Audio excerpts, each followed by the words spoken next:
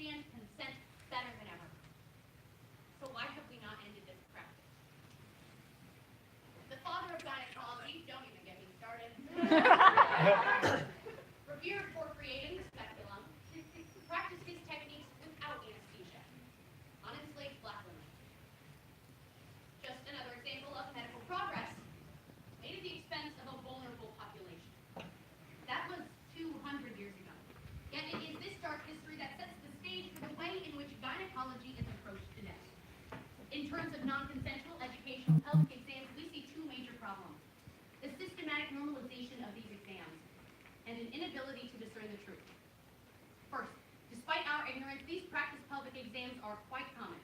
Medscape of May 2nd, 2018 reports that 72% of students admit to having performed a pelvic exam on a patient without their consent. In general, it would work like this.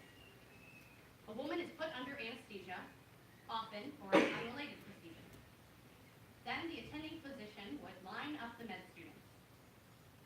And one by one, they would practice inserting a speculum. And later, their fingers. And the woman would never know. In the 2017 documentary At Your Cervix, Dr. Sean Barnes, one of the few physicians willing to publicly criticize the practice, recounts the shame he felt in obeying the order. He estimates that during his OBGYN rotation, he performed non-consensual pelvic exams 4 to 6 times a day, 6 days a week for 3 to 4 weeks. And he was just one of 60 students in his class.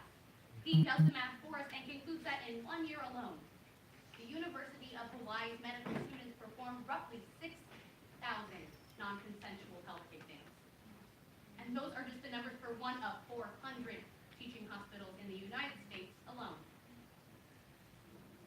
Second, 1 in 4 inpatient surgeries performed in a hospital is an OBGYN surgery, meaning that the number of women unknowingly placed in this vulnerable situation is significantly higher than we might ever imagine. There are few personal accounts because medical school faculty and students do not talk about it publicly, and affected patients are, by definition, unaware that it is happening. For those who suspect they have received an unwelcome pelvic exam, there is no mechanism to discern the truth. Take, for example, a 2013 ExoJane essay. I called my gynecologist's office and tried to calm my rising panic. The receptionist assured me my doctor would never have allowed such a thing. But when he called me back, he told me that he does so many surgeries, couldn't say for sure whether or not it had happened to me, but that it is, in fact, common practice. If your next thought would be to check the medical records, don't bother, because BUST of September 20th, 2018 points out that when women have demanded their medical records, they've simply been denied or redacted. After all, why would a hospital put their rapey practices on record? For Dr. Catherine Heichel, it was the worst initiation rite she ever witnessed in med school. A useless practice with no input or feedback from the patient. If practicing physicians feel this way, why is it still occurring? The causes stem from an overglorification of the exam itself and a legal loophole. First, for women who have consented and are conscious, pelvic exams are uncomfortable, humiliating, and for many, traumatic. In 2014, the American College of Physicians shifted their policy and actually began recommending against screening pelvic exams in adult asymptomatic women. But despite these new guidelines, doctors continue to practice, maintaining 60 million routine pelvic exams a year.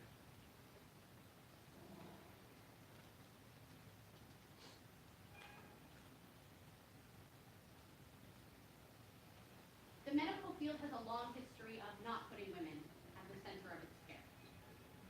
This tradition is pinpointed on online comments made by medical professionals.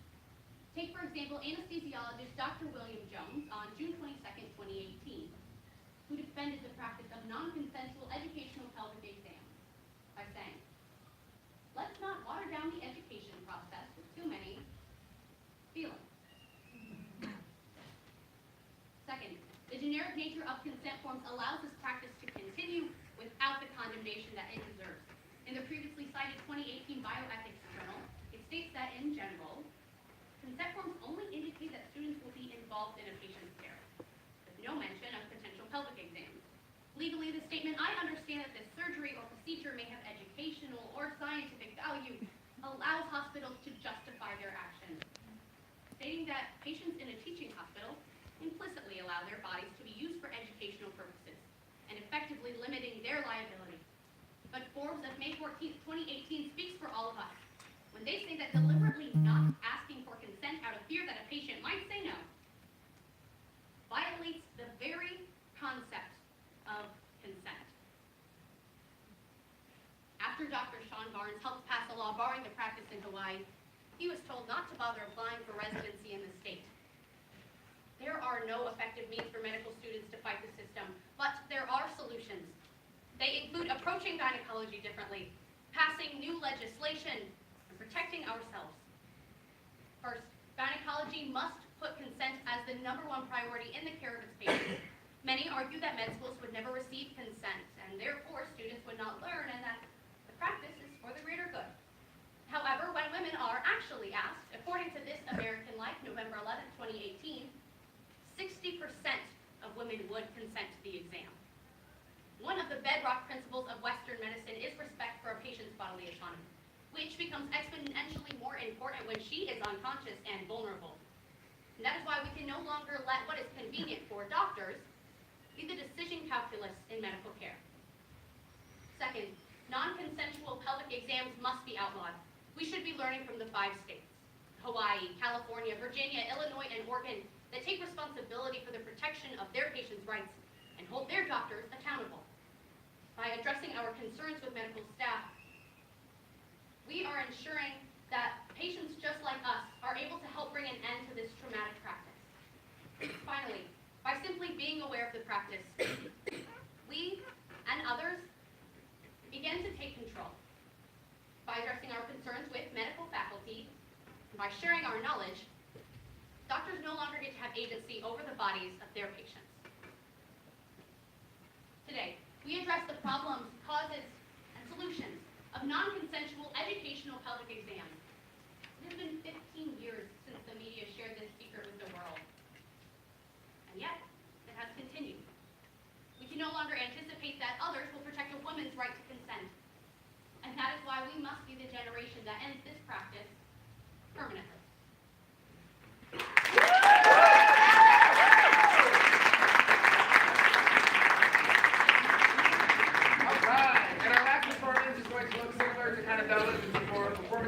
Again, it's taking multiple different genres of literature, smashing them together, centered on some type of argument or theme. And so these 2 gentlemen are seniors, they're best buddies, seniors from St. John, Indiana, as well as Lafayette, Indiana, Max Haywood and Ethan Gomez.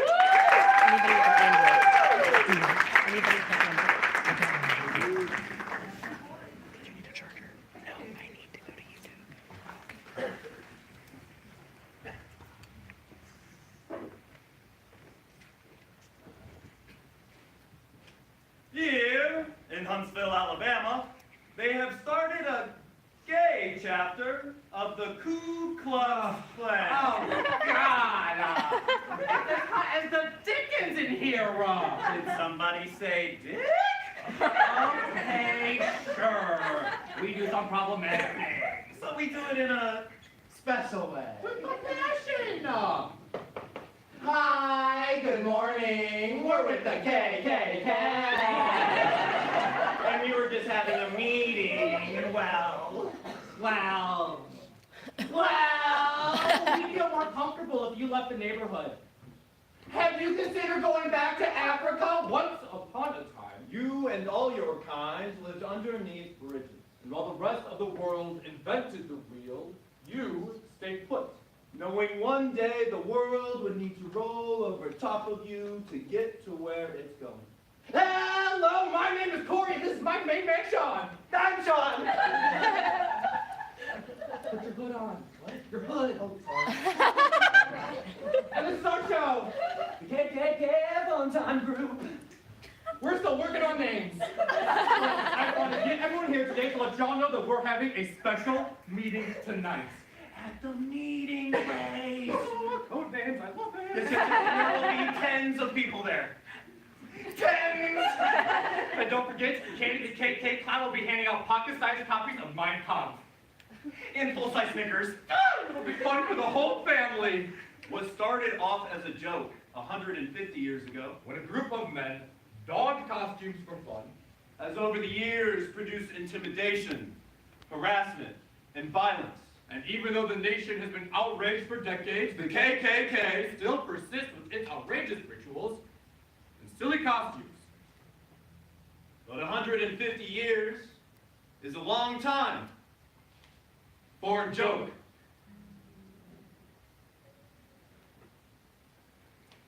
In her article, Midnight Rangers Costume and Performance, historian Elaine Parsons states that while the KKK's origins were extremely violent, they were also theatrically comical. The Klan would stage performances dressed as barnyard animals or women, play kitschy music, imitate foreign accents, and act like circus performers. This tactic was intentional, as it influenced the way the public digested the meaning and nature of the Klan. With silly masquerades, the Klan was largely read as theatrical, not political. Their rumored violence was superstition, at best. Potential victims just failed to get the joke. Today, we still dismiss the Klan as the butt of the joke. With the alt-right's outlandish trolling tactics, theatrical gladiator costumes, frog-eyed iconography, and the literature that we have chosen for this performance. Staging lethal violence as an inside joke speaks volumes of the flexibility of humor as a co-opted terrorist tactic. Too often, we imagine humor as a unique tool of the rebellion, the oppressed. Always David Sling, Never Goliath's sword. So through the poetry, Troll by Sean Poison. Pajama Black Klansman by Spike Lee, The Babadook by Jen Kant, Touched by the KKK by Lisa Crenshaw. In an 1871 congressional hearing, A program explaining the Klan's joke to ruin its laughter. violent racism isn't funny. It's to die for.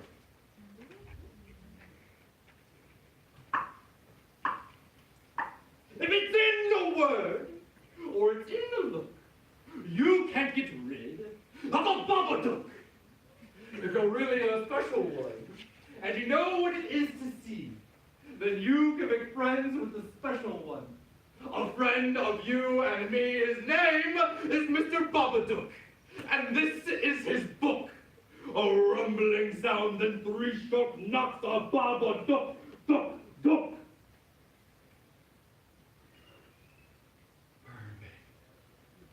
What fool? All right, membership fees. It's going to be 10 years for the chapter, $10 for the year, $15 for the chapter. Robes and hoods are not included. So that's going to be extra. I couldn't thank you brothers enough. The pleasure's all ours. What? You ain't no Jew, are you? Why? You trying to suck my Jew dick? All right, go get it out of here. All right, boys, hey, find your spots. Butch and I got something to say. Welcome back! Hi, Sean. And we have such a great time at the meeting. Yes. It reminded me of last year's Christmas party. Ooh, were we dressed up in our robes as angels? We weren't angels, Sean. We were? No. Well, we did have singing. Yeah. We had singing, and we had cross burnings, and we played some games, And we played my favorite game. What's under our